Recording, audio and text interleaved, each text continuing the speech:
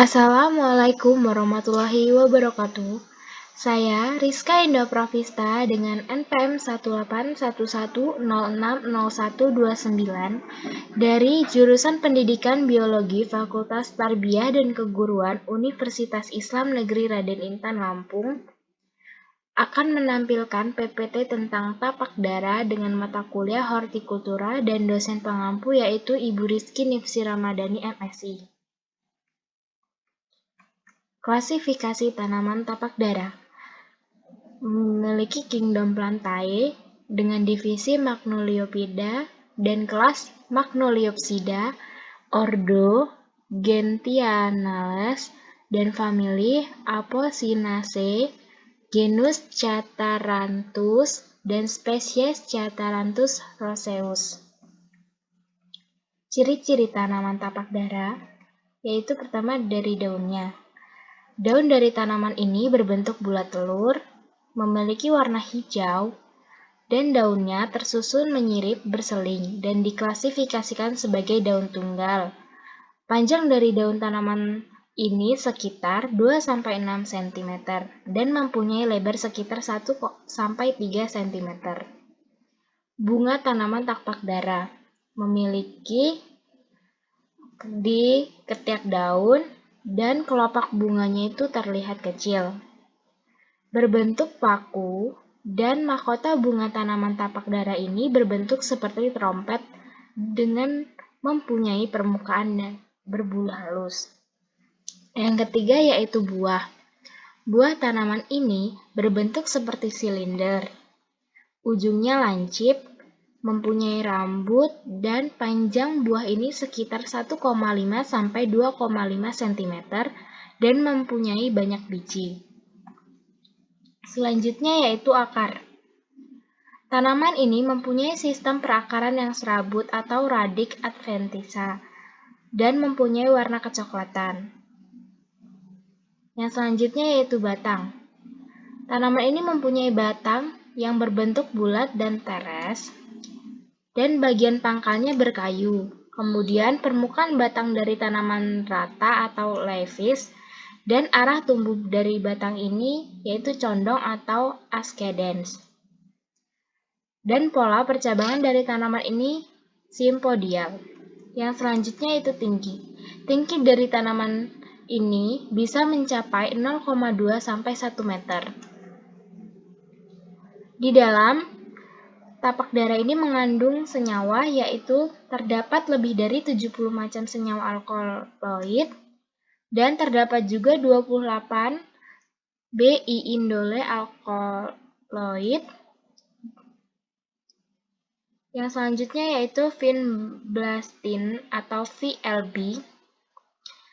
Yang keempat yaitu vincristine atau VCR, dan yang terakhir yaitu leucine atau VLR. Senyawa-senyawa ini dapat menyembuhkan berbagai macam kanker. Manfaat tanaman tapak dara.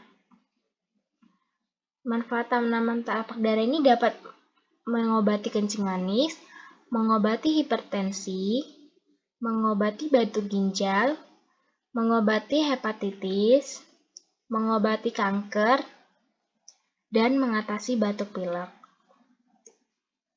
Syarat tumbuhan tanaman tapak dara ini yaitu adanya iklim.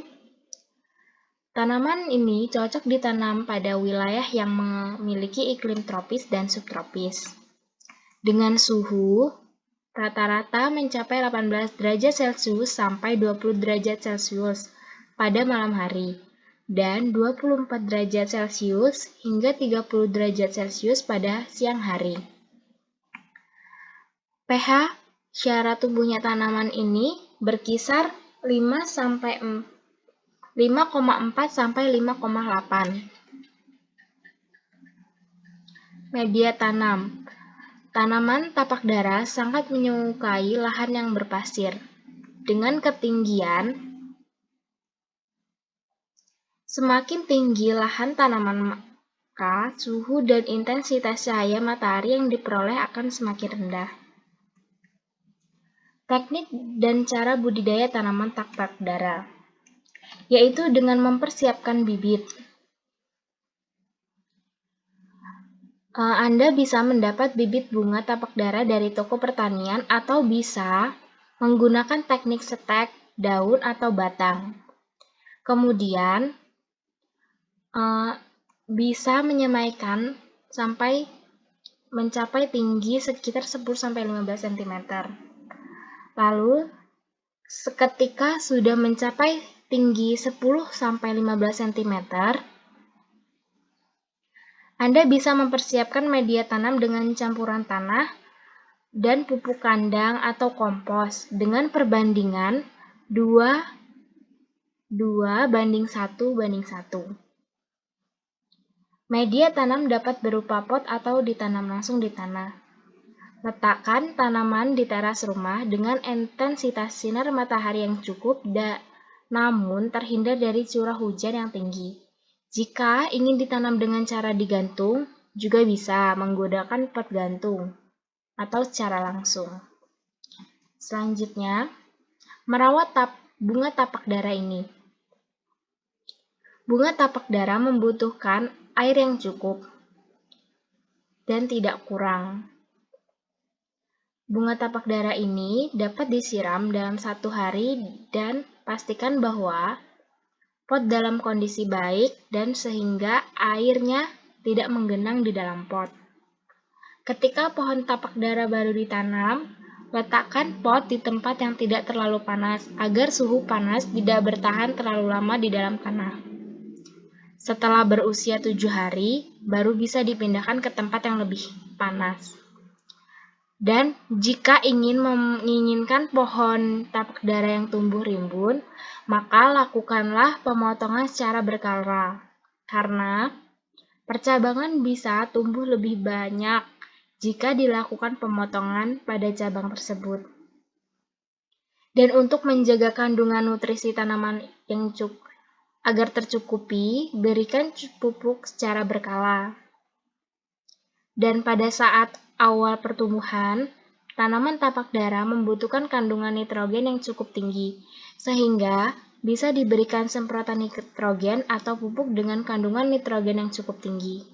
Dalam masa bunganya, jika sudah berkembang, tanaman ini telah membutuhkan pupuk dengan kandungan fosfor yang lebih tinggi. Untuk menjaga tanaman tapak dara dari serangga atau hama, berikan inseksida secukupnya saat diperlukan saja. Kendala menanam tapak dara. Untuk meningkatkan nilai jual tanaman tapak dara, maka diperlukan mutunya baik secara kualitas maupun kuantitas.